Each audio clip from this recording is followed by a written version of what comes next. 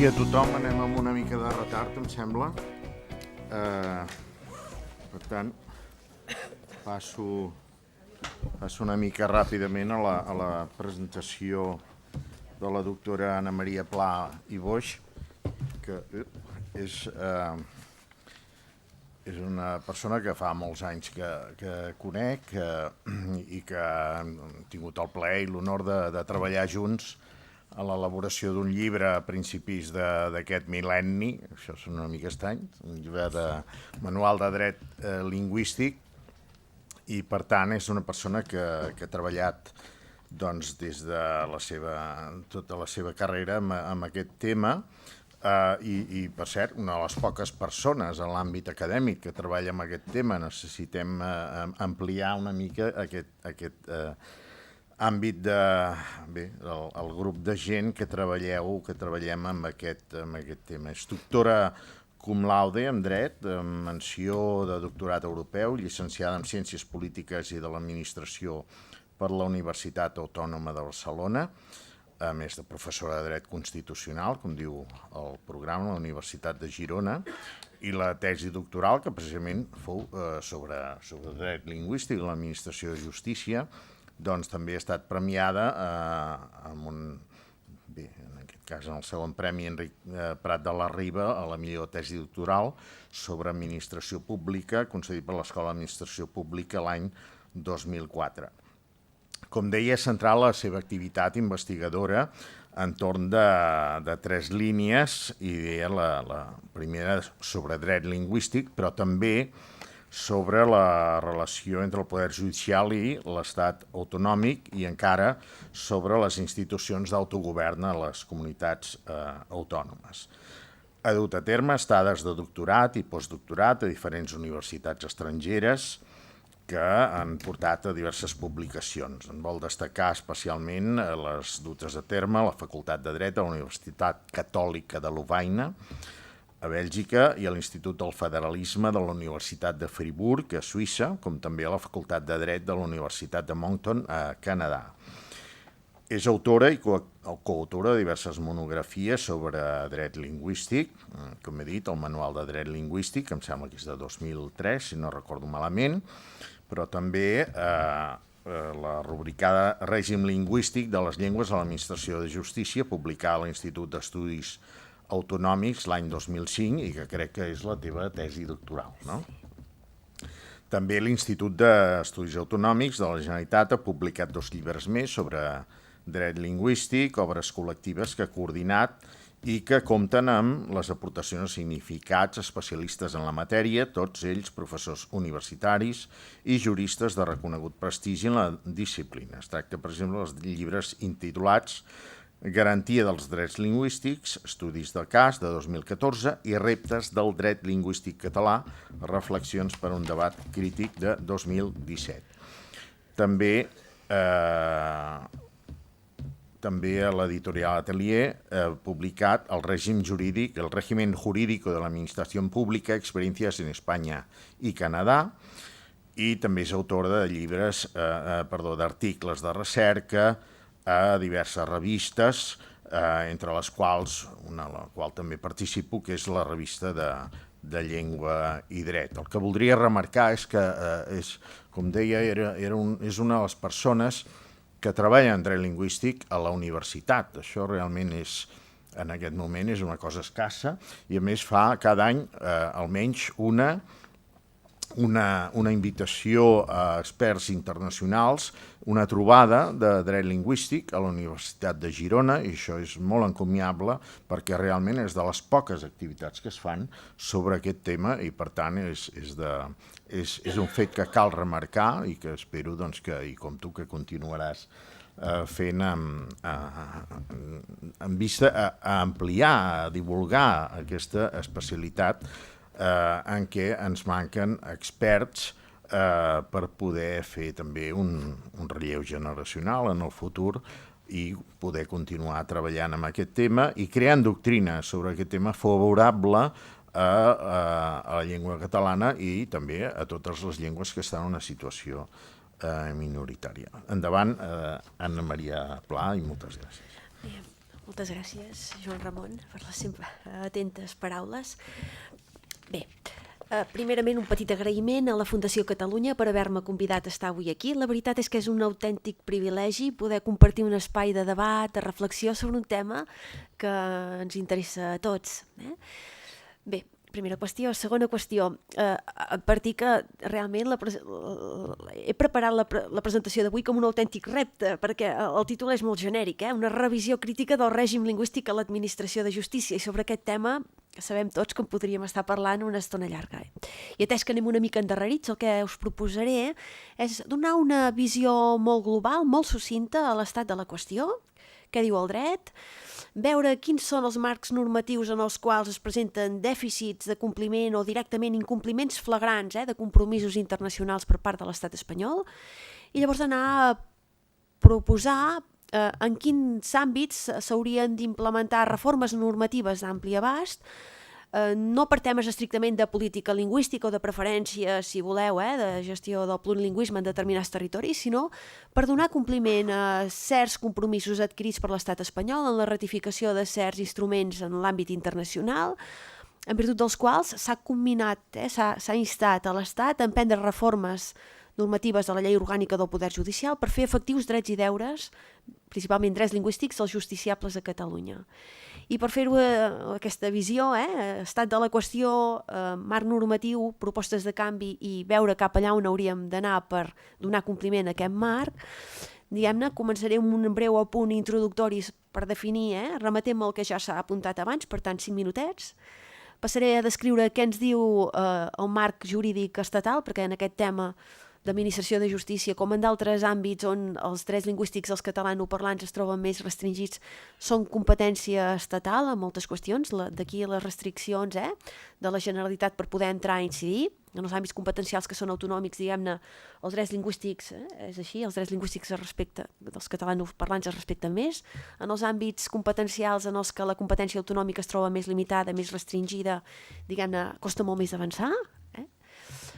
I una vegada hagi vist aquesta qüestió, faré un breu apunt a què diu la Carta Europea de Llengües Regionals o Minoritàries, un conveni internacional molt negligit. De fet, la jurisprudència del Tribunal Constitucional l'obvia constantment, l'ignora, com si no es tractés d'una norma jurídicament vinculant, que ho és, que ocupa una posició, diguem-ne, pròpia d'un conveni tractat internacional dintre del sistema de fons del dret.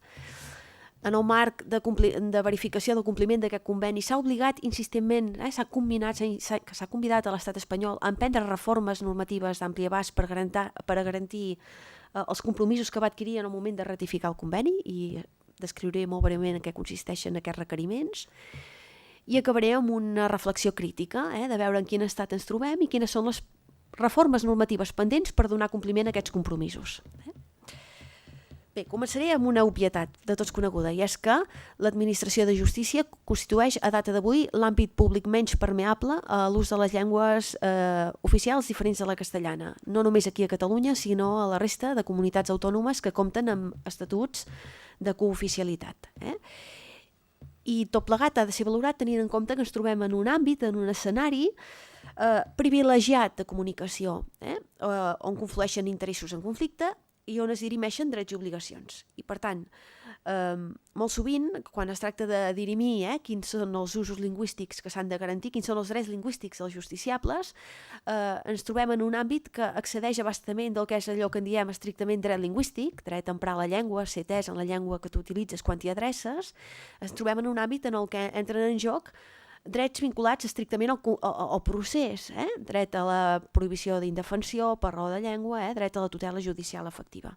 I per tant, aquí i arreu del món, quan es tracta de gestionar políticament la diversitat lingüística, no és estrany que l'àmbit judicial sigui un àmbit privilegiat, un àmbit públic estratègic en qualsevol procés de planificació. Primera qüestió.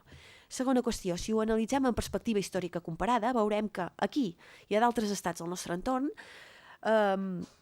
sempre s'ha vetllat per garantir que en els usos lingüístics en aquest àmbit judicial s'acostumen a reservar allò que són les llengües de l'Estat, històricament.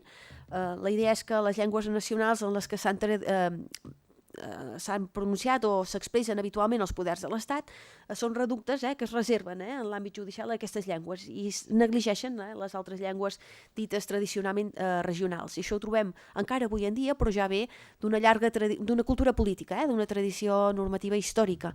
En el cas d'Espanya, la primera mesura que imposa l'ús de la llengua castellana a la justícia és el famós decret de nova planta, que va representar un punt d'inflexió en tema polític, però també en tema lingüístic. No és una qüestió exclusiva a Espanya. En el cas de França, una ordenança francesa de 1539 ja imposava l'ús del francès a la tramitació d'afers judicials, i encara avui, diguem-ne, aquesta tradició d'imposició de la llengua de l'Estat a la justícia persisteix. Segona qüestió. Tercera qüestió. Si ens emmirallem en l'escenari, diguem-ne, del dret comparat, a veure què fan els estats plurilingües més respectuosos amb la diversitat en l'àmbit judicial, veurem que ens queda molt de camí per recórrer. I és en aquests escenaris on resulta especialment pertinent veure com gestionen aquesta diversitat lingüística a la justícia estats com Bèlgica, per exemple. I aquí em remetria al que apuntava la Xesca. Crec que a la primera jornada ja es va parlar bastament sobre aquesta qüestió. A Bèlgica, bona part de les qüestions que ara us posaré de relleu en aquest breu apunt ja es van discutir i es van resoldre al segle XIX.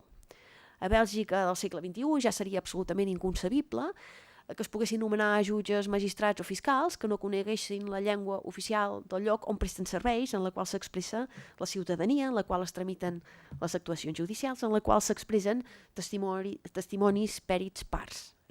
Seria inacceptable, i hi ha uns mecanismes molt garants dels drets lingüístics dels ciutadans que ja troben el seu fonament normatiu al segle XIX. Per tant, anem una mica endarrerits en el temps i en el context, i potser per això és a vegades interessant, no ens trobem en un món aïllat i emmirallar-nos en d'altres estats que gestionen de manera més eficient i respectuosa els drets lingüístics en aquests àmbits, doncs és una qüestió que sempre és important tenir present, ni que sigui a títol de punt. La normalització lingüística en l'àmbit de la justícia és encara avui una assignatura pendent. Es reconeix el dret dels ciutadans, com és sabut, a emprar el català quan es relaciones amb jutges, tribunals a Catalunya, però no es garanteix un correlatiu deure de jutges, magistrats o fiscals de conèixer la llengua oficial i pròpia del lloc on presten serveis. El coneixement de la llengua es valora com un mèrit en la provisió de la plaça, de manera que periòdicament es van proveint òrgans jurisdiccionals per part de personal que desconeix l'idioma oficial propi del lloc on treballa. I ja ve d'anys, des del restabliment, m'atreviria a dir, de la democràcia, que és una de les reivindicacions que han planat sistemàticament en el debat polític, parlamentari i doctrinal, cal emprendre una reforma normativa per tal de subsanar aquesta deficiència. Bona part de les resistències venen d'una qüestió de fons, penso. Quan es parla d'administració de justícia es parla del poder de l'Estat i sovint es negligeix aquella dimensió més prestacional de l'administració de justícia. No deixa de ser un servei al ciutadà, un servei que es presta en territoris on l'idioma que es reclama que coneguin, doncs té estatut d'oficialitat a tots els efectes. Per tant, el que treballem avui no representa cap novetat i el diagnòstic de la situació en l'àmbit judicial és persistent en el temps. Apuntava la Xesca que el percentatge d'ús del català en les resolucions és purament anecdòtic, un 8% és residual i és inacceptable en l'estat de la qüestió.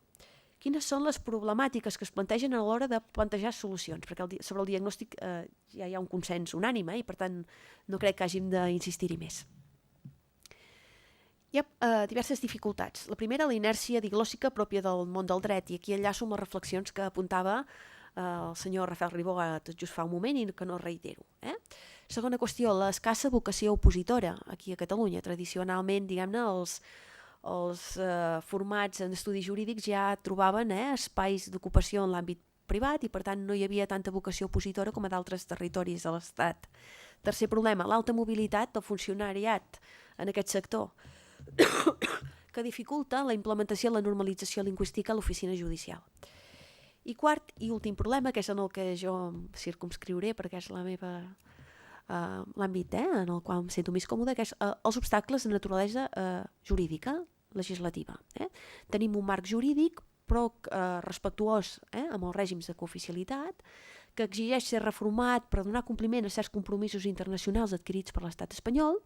Aquesta reforma legal està pendent, i diré en quins termes, us apuntaré què diu el Comitè de Ministres del Consell d'Europa en els cicles de control de conveni de la Carta Europea de Llengües Regionals o Minoritàries. Pel que fa a Espanya, se l'ha combinat diverses vegades a reformar l'article 231 de la Llei Orgànica del Poder Judicial, que és la que regula el règim lingüístic a l'administració de justícia. Se l'ha combinat també en diverses vegades, no en diverses vegades, cada vegada que hi ha hagut un cicle de control, s'ha instat a l'estat espanyol a reformar la llei orgànica del Poder Judicial per tal de modificar el marc jurídic actualment vigent perquè no permet garantir suficientment els compromisos adquirits en aquest àmbit i malgrat els anys transcorreguts, els informes reiterats del Comitè d'Experts del Consell d'Europa quan verifica el grau de compliment del conveni per part d'Espanya, malgrat les recomanacions del Comitè de Ministres del Consell d'Europa formalitzades cada 4 anys, adreçades a l'Estat en aquest sentit, explicitant la necessitat que reformi la llei orgànica del Poder Judicial, malgrat tot això, encara a data d'avui ens trobem en una mateixa situació. I és que no s'ha reformat ni la llei orgànica del Poder Judicial ni la llei d'enjudiciament civil per a garantir plenament els drets lingüístics dels justiciables a Catalunya.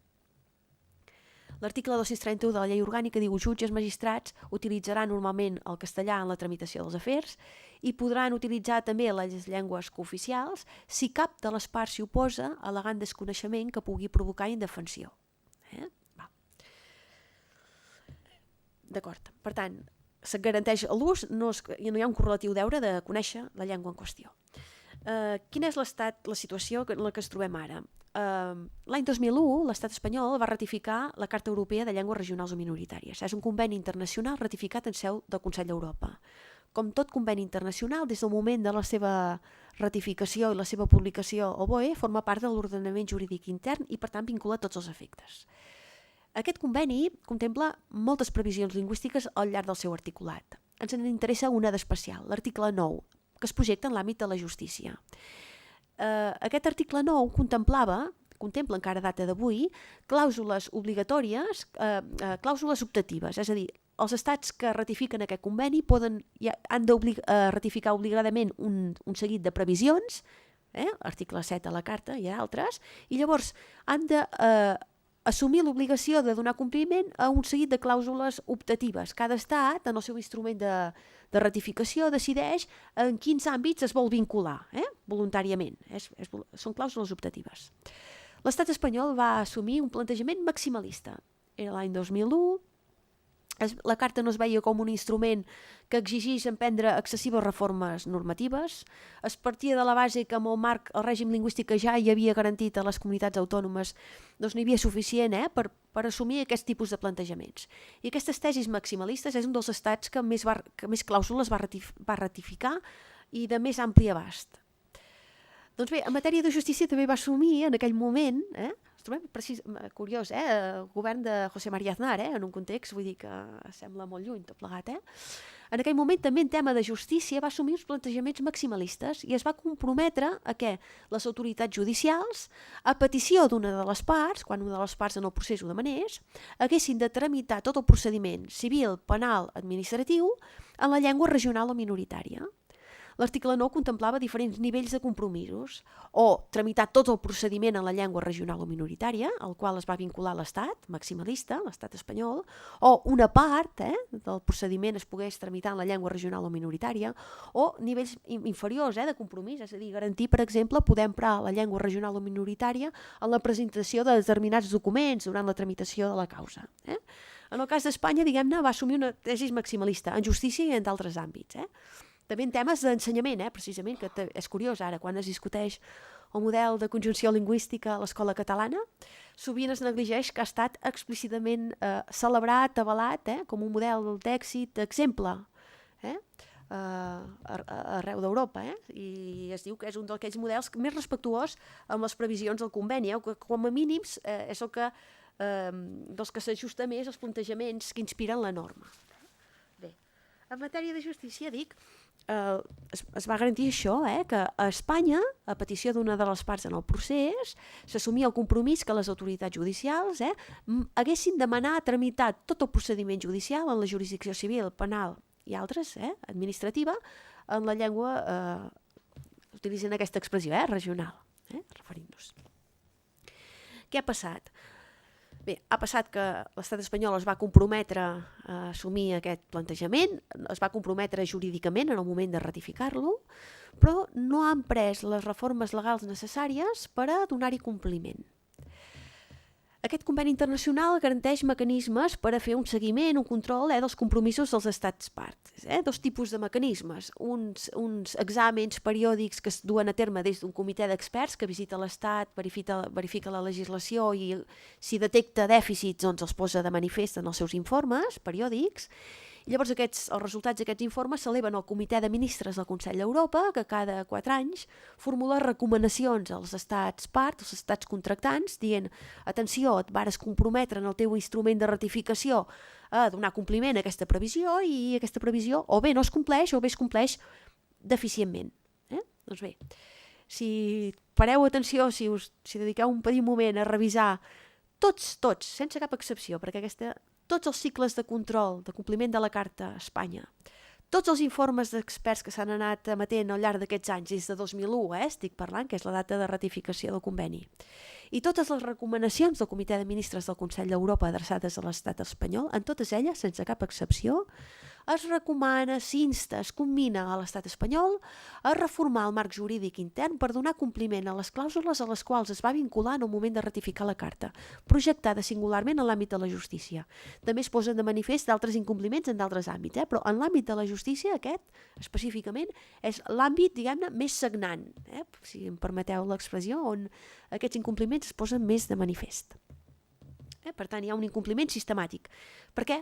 Bé, perquè no hi ha hagut fins a data d'avui voluntat política de l'Estat d'emprendre les reformes legals necessàries, no per satisfer els drets lingüístics dels ciutadans en un determinat territori, sinó per donar compliment a uns compromisos als quals es va vincular en el moment de ratificar aquest instrument de dret internacional. Primera qüestió, dic que es negligeix perquè és curiós, quan fas un buidatge de la doctrina del Tribunal Constitucional quan es pronuncia sobre temes de llengua, la carta és com si no existís. Jo he fet un buidatge de totes les sentències que s'han dictat al llarg d'aquestes dècades i només he pogut localitzar un parell de resolucions i 2 interlocutòries que esmenten en la seva fonamentació jurídica una referència al conveni. Curiós, Curiós. Com a mínim curiós, per no dir altres. A fer referència a altres, utilitzar altres terminologies. Primera qüestió. Segona qüestió. Que per posar, per encetar el debat, diguem-ne, tots he sabut, diguem-ne, que en el procés de reforma de l'Estatut d'Autonomia de Catalunya, encetat aquí l'any 2005, es va voler avançar en aquesta direcció, prenent en consideració, diguem-ne, les dècades d'autogovern, la consolidació d'una doctrina jurisprudencial del Tribunal Constitucional en un determinat sentit, i prenent en consideració també els avenços que propiciava instruments com la Carta Europea de Llengües Regionals o Minoritàries. I en el marc d'aquest procés de reforma de l'Estatut, el tema lingüístic es va tenir molt present. També el tema de la llengua a la justícia. A l'articulat de l'Estatut d'Autonomia de Catalunya, actualment vigent, trobem 2 articles, l'article 33 i l'article 102, que garanteixen explícitament en la seva dicció que els jutges, magistrats, fiscals, ho diu així, jutges, magistrats, fiscals que siguin designats per a Catalunya, diu, han de tenir un coneixement adequat i suficient de les llengües oficials, que els faci aptes per a desenvolupar les funcions pròpies del seu lloc de treball. Utilitza aquesta expressió. Hi ha un aforisme llatí que a mi m'agrada molt, in claris non fit interpretatio, és a dir, quan la llei és clara no calen masses interpretacions. Els articles 33 i 102 s'expressen en aquests termes. Jutges, magistrats i fiscals que siguin designats per a Catalunya han de tenir un coneixement adequat i suficient, en aquest cas de la llengua catalana. Un coneixement, per altra part, que semblaria de sentit comú. Què va passar amb aquesta previsió de l'Estatut, com ha passat amb moltes altres previsions lingüístiques i no lingüístiques de la norma institucional bàsica de Catalunya? Doncs bé, que s'han interpretat d'una manera que, reconeixent-los validesa, a través de la tècnica de la remissió normativa se'ls hi ha buidat de contingut i han quedat, si em permeteu l'expressió de manera planera, poc rigorosa, però perquè ens entenguem, han quedat una miqueta en paper mullat. La famosa sentència, la cèlebre sentència 31/2010 del Tribunal Constitucional, la dictada en la resolució del recurs d'inconstitucionalitat interposat pels diputats del grup parlamentari popular contra l'Estatut, el que fa el Tribunal Constitucional és analitzar l'adequació a la Constitució d'aquestes previsions de l'article 33 i del 102. I ens diu, d'entrada parteix una base, ens diu exigir que jutges, magistrats i fiscals hagin de tenir un coneixement de la llengua oficial del lloc on presten serveis no conculca el marc constitucional perquè constitueix un efecte inherent al reconeixement de règims de cooficialitat lingüística. Si la llengua té estatut d'oficialitat i pot ser emprada vàlidament, eficaçment pels ciutadans quan s'hi relacionen, pot ser interpretable conforme a la Constitució, que s'exigeixi que els interlocutors de la ciutadania hagin de tenir un coneixement òptim de l'idioma en qüestió. Parteix d'aquesta base, per tant, d'entrada admet ser interpretat conforme al text constitucional. Perquè, permeteu-me un petit parèntesis, sovint quan es discuteix sobre tema lingüístic s'apel·la constantment a la Constitució. La Constitució diu tal, és o no és constitucional, però si vas a l'articulat de la Constitució, diguem-ne, la regulació lingüística és mínima, perquè si una cosa defineix un marc constitucional en tema lingüístic és el seu caràcter obert, flexible. A l'any 78 l'únic que va fer el poder constituent és dir, bé, garantirem l'estatut d'oficialitat a la llengua castellana a tot l'Estat i els territoris que comptin en llengua pròpia doncs seran els estatuts d'autonomia i la normativa que ells despleguin els que determinaran el règim lingüístic que els serà aplicable. I poca cosa més, diu, la Constitució en aquests temes. A diferència d'altres constitucions del món que contenen una regulació més exhaustiva en tema lingüístic, l'espanyola conté un marc obert, flexible, que admet moltes interpretacions possibles. En la sentència aquesta famosa del Constitucional, aquests articles 33 i 102 de l'Estatut es va dir admeten ser interpretats conforme a la Constitució sense problemes, però, i aquí va el segon pas, es diu, com que administració de justícia és competència exclusiva de l'Estat perquè hi ha un títol competencial que així ho preveu, article 149.1.5, correspon exclusivament a l'Estat articular a través de la reforma legislativa pertinent dur a terme aquest tipus de previsions i per tant caldrà emprendre una reforma de la llei orgànica del Poder Judicial per a fer-ho efectiu. Per tant, salva la constitucionalitat d'aquests dos articles. Si vas a l'Estatut actual de Catalunya, te'n vas al 33 i al 102, es contempla això, jutges, magistrats, fiscals han de tenir un coneixement adequat i suficient de la llengua catalana per exercir funcions a Catalunya, però aquestes previsions són objecte d'una interpretació conforme a la Constitució, d'un fonament de dret de la sentència en qüestió, que ens diu, bé, per a fer-ho efectiu cal prendre una reforma de la llei orgànica del Poder Judicial. I a data d'avui aquesta reforma encara no ha arribat. Per tant, ens trobem en una situació, si em permeten, una mica, com a mínim curiosa, utilitzo aquesta expressió, ja ens entenem. És a dir, tenim un marc estatutari que propicia aquest coneixement adequat i suficient de les llengües, tenim un marc legal autonòmic que avança en aquesta direcció, tenim un instrument internacional, un conveni internacional ratificat per l'Estat espanyol que forma part del sistema de fons del dret a tots els efectes, jurídicament vinculant, que garanteix també el que les autoritats judicials hagin de tramitar les causes en la llengua regional o minoritària a petició d'una de les parts. Tenim i existeixen diversos requeriments a l'estat espanyol formulats des del Comitè de Ministres del Consell d'Europa instant a l'estat espanyol a reformar explícitament l'article 231 de la Llei Orgànica del Poder Judicial i el règim de títol lingüístic del personal judicial per a fer-ho efectiu, però a data d'avui, diguem-ne, no hi ha hagut fins a data d'avui voluntat política d'emprendre les reformes no allò optatives, sinó necessàries per a donar efectivitat a aquests requeriments. De manera que ens trobem en una situació certament inèdita. I era la que us volia traslladar en aquest espai. Sobre aquest tema es pot parlar de molts àmbits concrets, perquè dona per moltíssim, però el més sagnant, penso jo, és aquest, el règim d'aptitud lingüística del personal judicial. Seria convenient, diguem-ne, donar compliment als requeriments que venen del Consell d'Europa per tal d'adaptar Llei Orgànica del Poder Judicial, el marc que propicia la Carta Europea de Llengües Regionals i Minoritàries per tal de fer efectiu, d'altra part, les previsions de l'Estatut d'Autonomia, que no hem d'oblidar que, a part de ser norma institucional bàsica de la comunitat autònoma, és també llei orgànica estatal. I, per tant, compta amb una legitimitat democràtica reforçada. qüestions que sovint es negligeixen quan es discuteix sobre aquests temes.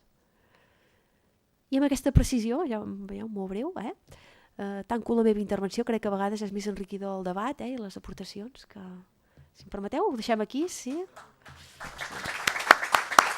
Gràcies. Moltes gràcies, doctora Anna Pla. Jo t'anava a donar una estona més, encara no t'havia ensenyat el d'això, però vaja, com vulgueu, si de cas, doncs, obrim el debat una estona, 5 o 10 minuts, encara que anem amb un retard ja que ja veurem com resoldrem, però si hi ha preguntes, doncs, endavant.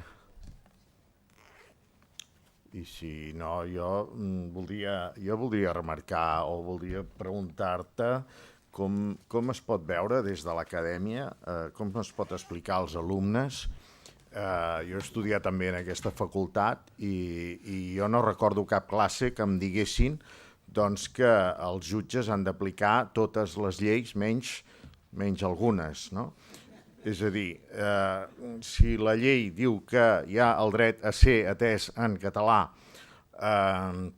en un procediment judicial, si hi ha el dret que exigir que el procediment judicial sigui en català, que les sentències, que les interlocutòries, quan diu el procediment, jo també entenc el procés verbal, el que se'n diria, diguéssim, els actes orals també haurien de ser en català. Si jo demano, escolta, jo vull el procediment en català, doncs el jutge hauria de parlar en català, etc. Com és que aquestes normes, doncs no, aquestes mira, hi són, però ves, aquestes no les complim, la resta ja ho veurem, però aquestes no, tu.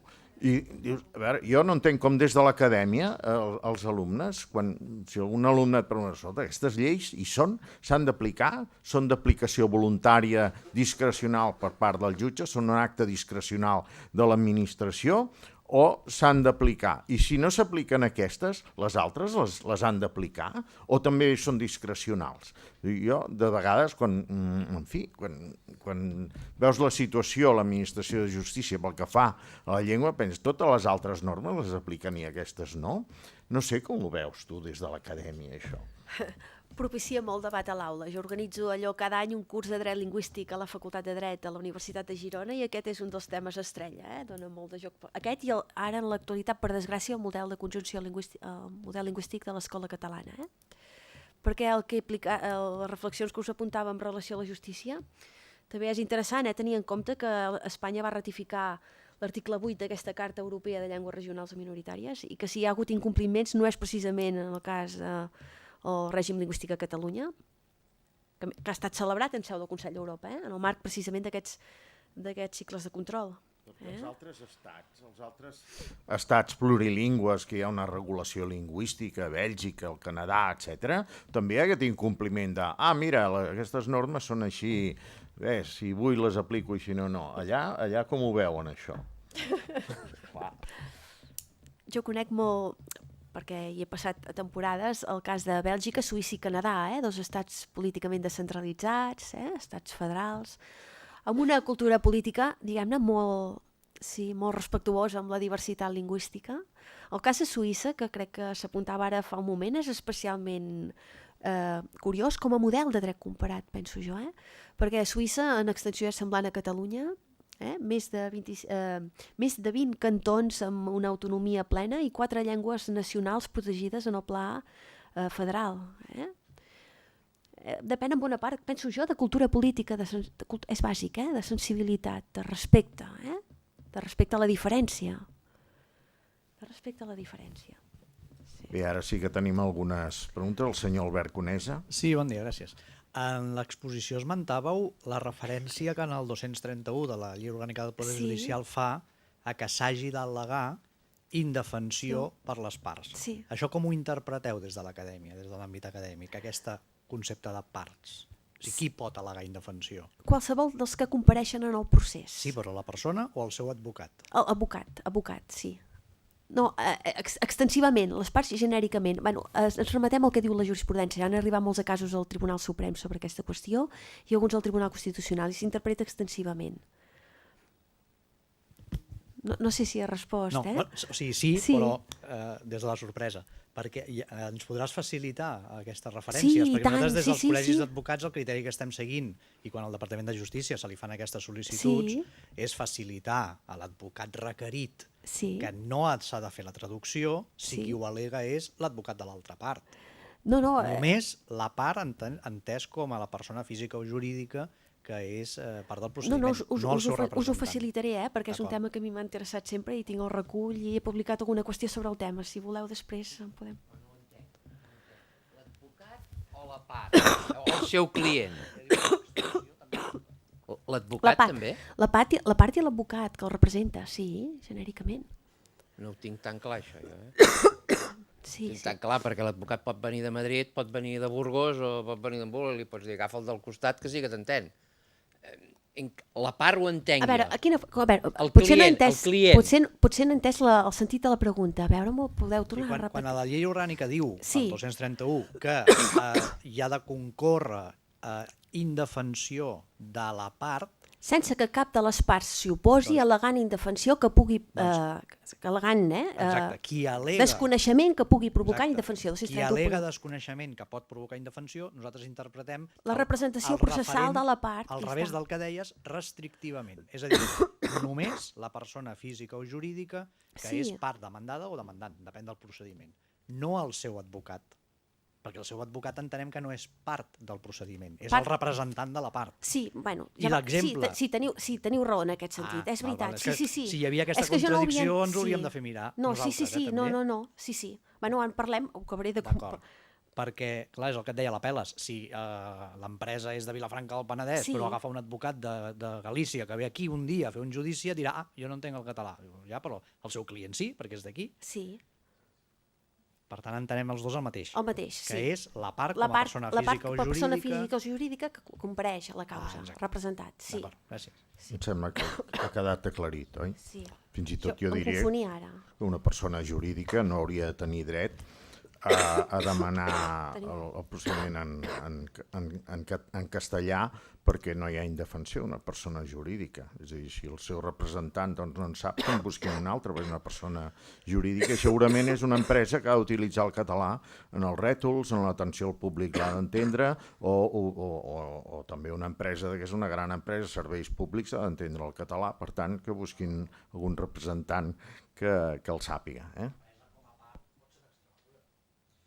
Bé, en aquest cas potser sí, però empreses o persones jurídiques a Catalunya jo entenc que no poden al·legar indefensió, però en fi, perdona la intervenció, però és per abonar, diguéssim, el vostre plantejament restrictiu correcte. La senyora Teresa Tort, a mi també no em pregunta. Teresa Tort, del Consorci per a la Normalització Lingüística. Davant de l'incompliment sistemàtic d'aquest marc legal, la ciutadania o les organitzacions del país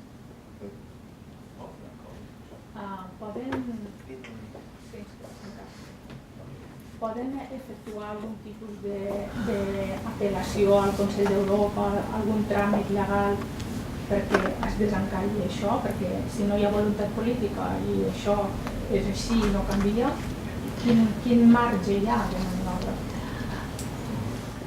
Em consta que s'estan duent actuacions periòdicament, cada vegada que ve el comitè d'experts, i potser en Joan Ramon podrà informar-nos més sobre el tema. Jo no estic molt posada en aquestes qüestions, però sí que es denuncien hi ha reunions amb responsables de política lingüística, no només de Catalunya, dels altres territoris d'altres comunitats autònomes amb règims de cooficialitat, on es posen de manifest els dèficits que es detecten.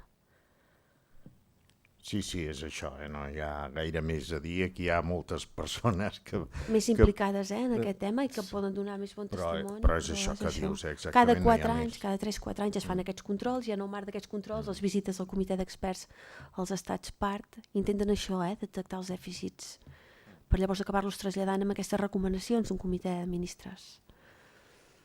Sí, és a dir, si pertanys a cap entitat, per exemple, que és millor fer-ho a través d'entitats que no pas individualment. També individualment tu pots fer un memorial de greuges, que en dic jo, i enviar-lo al comitè d'experts del Consell d'Europa dient, mira, hi ha hagut tal incompliment, tal altre, no sé, per exemple, ara em ve al cap el Jordi Borràs, que va recollint agressions feixistes, no? Doncs enviar-ho, si són lingüístiques, doncs al comitè d'experts aquest, perquè parla de la llengua, la Carta Europea, però també es podrien enviar als comitès d'experts que segueixen doncs, la Carta, el conveni marc de protecció de les minories nacionals, que per cert Espanya l'ha ratificat també, però només reconeix, no sé si ho sabeu, només reconeix una minoria nacional a Espanya, a veure si l'endevineu. Ja us ho diré, els gitanos, És a dir, quan parlen de tancaments de diaris perquè estan en basc, com s'ha denunciat, o altres, o la persecució doncs, que puguem rebre els catalans, et diuen, no, això no és una minoria nacional a Espanya, això és una comunitat autònoma, un no sé què, però de minories nacionals només hi ha els gitanos per al govern espanyol, però sí que es pot denunciar, és a dir, els catalans com a minoria nacional ho podem denunciar amb aquest conveni marc o en la Carta Europea quan és en temes lingüístics com ho estan fent des de fa anys doncs, algunes entitats. També el govern català doncs, fa un memorial de greuges que últimament ja envia directament al comitè d'experts perquè tots els greuges que posàvem amb el nostre memorial com a govern, i ara, perdoneu, m'he canviat el barret un moment, doncs eren censurats, diguéssim, i escapçats i escuats pel govern espanyol i els amagaven, no els posaven dintre l'informe del govern espanyol pel compliment de la Carta Europea, només posava les actuacions positives de la Generalitat, com si les hagués fet el govern espanyol, per complir la Carta. Però tota la part, diguéssim, de greuges, doncs l'amagava i llavors últimament el govern català ho està enviant directament al comitè d'experts, a part de presentar aquests greuges també en les visites in situ que fa el comitè d'experts que ha fet a Catalunya o allà on les faci per seguir l'aplicació de la Carta Europea. I sempre, esclar, es parla de l'Administració de Justícia. També ha participat en aquestes visites l'Associació de Juristes en defensa de la llengua pròpia, la presidenta de la qual també la tenim aquí, etc. Per tant, si pertanys a alguna entitat, et pots posar en contacte amb aquesta entitat o amb altres per aportar, per fer aportacions, treballar, per presentar al comitè d'experts greuges i incompliments de la Carta.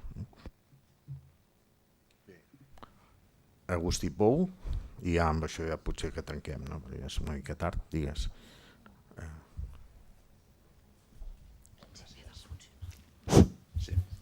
Sí, només una referència a les reformes legislatives que mai s'acaben de produir, més que pregunta és observació. El volum, no ho sap prou bé això, el volum d'iniciatives parlamentàries en el Congrés dels Diputats, des de tots els fronts que pretenien canviar el marc legislatiu del 231, han sigut, jo crec que hi ha incomptables perquè vull dir l'última és del febrer d'aquest any, per dir-ho manera. Va haver-hi del Parlament de Catalunya que va obrir un marc de reflexió l'any 2014 amb participació de moltíssima gent en grans aportacions, zero, rebutjada. Per tant, no és que hi ha una clara voluntat de que el marc actual és aquest, i ja està. Quan parlem d'aplicació de la Carta, el govern espanyol què entén? Entén que amb el 231 de la Llei Orgànica del Poder Judicial ja n'hi ha prou. Fins i tot quan es va signar la Carta, no crec que es pensés, mira, assolirem unes noves fites, allò s'havia acabat. Fins i tot amb el tema de la capacitació lingüística del personal judicial. Més o menys això es va configurar des del primer reglament de la judicatura de l'any 91, que després es va tombar i es va rebaixar encara més del que ja era, de l'any 91 al 96, més o menys, es va configurar tant pels cossos de funcionaris com pels cossos de lletrats d'administració de justícia i de jutges i magistrats. El perfil és un mèrit més aviat petitó que ajuda una mica. Que ho té, però no determina res. O sigui, allò que surt a la llei, que si és mèrit determinant, mèrit preferent, a l'hora de traslladar-ho als reglaments orgànics dels diferents cossos d'administració de justícia no s'ha traslladat. O sigui, aquests adjectius s'han passat absolutament per alt. O sigui, la impressió, després de molts anys i també de moltes jornades de reflexió, és que passi qui passi pel govern de l'estat espanyol, la situació ja està bé. Es va tancar d'una determinada manera i aquesta és la bona. El mateix podem dir de l'Estatut. L'Estatut feia referència molt correcta a l'article 102, que té unes potencialitats de canvi molt grans, en certa manera ha quedat en paper mullat. Això que es diu, ha d'acreditar el nivell de català. No, ha d'acreditar vol dir que si arriba un moment que un reglament de l'Estat diu que s'ha de fer així, jo crec que la impressió és que la dificultat per canviar aquest règim és tan gran, no sé si suposo la impressió teva o vostra és la mateixa, és tan gran que des de fa 20 anys estem amb això i no hi ha canvis substantius. O sigui, el sistema actual es va tancar fa 20 anys. Canvis substantius no n'hi ha hagut. No, exactament, sí, Agustí. En el moment que, amb una petita precisió, i és que quan es va ratificar la carta sí que hi ha un informe del Consell General del Poder Judicial que advertia al govern que eventualment ratificar aquests nivells de compromís en relació a l'article 9 podria comportar haver d'emprendre eventuals, deia, reformes normatives, així com en d'altres àmbits, diguem-ne, es percebia que no era, diguem-ne, no exigiria emprendre reformes d'àmplia abast. En l'àmbit de la justícia sí que hi ha un informe del Consell General del Poder Judicial que advertia que podria fer exigible alguns canvis que no s'han propiciat al llarg de... Fa 2 anys vaig dur a terme una recerca, un buidatge molt exhaustiu de totes les iniciatives impulsades a les Corts Generals i al Parlament de Catalunya vinculades a això, al compliment de l'article 9 de la Carta, i és que cada legislatura n'hi ha hagut moltíssimes, iniciatives legislatives i iniciatives en el marc de les funcions i de control i impuls de l'acció de govern. Però totes acaben decaient perquè no hi ha efectivament aquesta voluntat de propiciar el canvi i resoldre les deficiències vinculades precisament a les reflexions que apuntàvem del 231, aquesta... De fet, és curiós, perquè ara ho estava buscant i realment el Comitè d'Experts del Consell d'Europa diu que l'article 231 constitueix, diu textualment, un dels principals obstacles a l'aplicació plena i completa de l'article 9 de la Carta a Espanya. Vinculat precisament a això, que les parts puguin oposar-se a l'ús de la... perquè entra directament en contradicció amb els compromisos d'ampli abast assumits en el moment de la ratificació.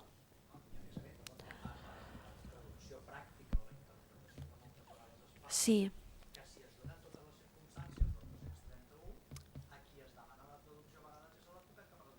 Sí, perquè sí, que per això em feia ballar el cap, perquè és que la casuística és immensa i quan comences a fer el buidatge de les resolucions que es dicten en aquests casos arribes a situacions realment esperpèntiques, de negació sistemàtica d'uns drets lingüístics bàsics. Sí. Ara abuso que tinc el micro aquí, estic aquí, vaig amb el barret de la Fundació Catalunya. La llei orgànica del Poder Judicial, no sé quin any, fa pocs anys, va obrir la porta amb un article a poder exigir com a requisit el coneixement de la llengua. Els bascos això ho han aprofitat, jo no sé si ho has dit, Xesca, però jo he sortit un moment. Els bascos ho han aprofitat i exigeixen en algunes places, a través del sistema de perfils lingüístics, exigir el coneixement de la llengua per places de personal de l'administració de justícia. Aquí a Catalunya, jo no sé fins a quin punt les convocatòries depenen de la Generalitat, sé que els interins sí que depenen les convocatòries de la Generalitat i en alguns anys se'ls hi va intentar exigir el coneixement del català abans que hi hagués aquesta reforma a la llei orgànica del Poder Judicial i els sindicats van criballar, diguéssim, recursos a aquesta previsió d'aquesta exigència, es va perdre reiteradament fins al Suprem, etc. i la Generalitat al final ho va abandonar. Jo crec que ara seria el moment de tornar-hi després d'aquesta reforma de fa uns anys que els bascos ja han aprofitat. Com també els notaris, si l'Estatut diu que se'ls ha d'exigir el coneixement del català, jo no entenc que les convocatòries digui que sí, han de saber el català, però si no el saben poden comprometre's a tenir personal que en sàpiga. Home, això no és, en fi, també no és propi, dintre de l'acadèmia no s'entén. Jo aquí a la facultat, quan deien que una cosa és blanca, doncs no pots dir, sí, és blanca, però també pot ser negra. Home, no. Llavors he aprofitat el micro doncs, per dir això. I també l'aprofito per discrepar, em sap greu, perquè no hi és el síndic de Greuges, però sí, la llei diu que el ciutadà a l'administració té dret a ser correspost a la llengua que tria, doncs també oralment també, és a dir, si tu estàs obligat a conèixer el català i tu tens dret a ser correspost en català, no té sentit que digui, sí, però per escrit sí, però oralment no ho diu enlloc, la llei això. Quan et diu tot és tot, i per tant oralment i per escrit, i per tant tu tens dret que el metge de la pública t'atengui en català i et parli en català, no només t'entengui quan li parles en català. Per tant, això està claríssim amb la llei a la mà i em sap greu perquè ho estan interpretant restrictivament a cal síndic. No hi estic d'acord, la llei és molt clara en aquest sentit. Fins i tot la sentència contra l'Estatut que el destrossa per negar aquest dret en l'àmbit privat, diu no, a l'àmbit públic sí, oralment també. A l'àmbit privat doncs diu no es pot exigir de manera directa, immediata, que t'atenguin en català oralment. Llavors dic, primera, a l'àmbit públic l'ha salvat, tens dret a ser atès en català, oralment també. I a l'àmbit privat et diu no de manera immediata i directa. Per tant, ergo a sensu contrario, tens dret a ser atès en català en l'àmbit privat de manera indirecta i de manera mediata. Per tant, no siguem, diguéssim, esclaus de l'ambient anti i de les interpretacions restrictives. Quan diu una cosa, doncs aprofitem-la. Bé, moltes gràcies, doctora Anna Pla, i perdoneu aquest abús del micròfon. I em sembla que ara hi ha una pausa. Ja donaran instruccions de quan reprenem. Gràcies. Fins ara.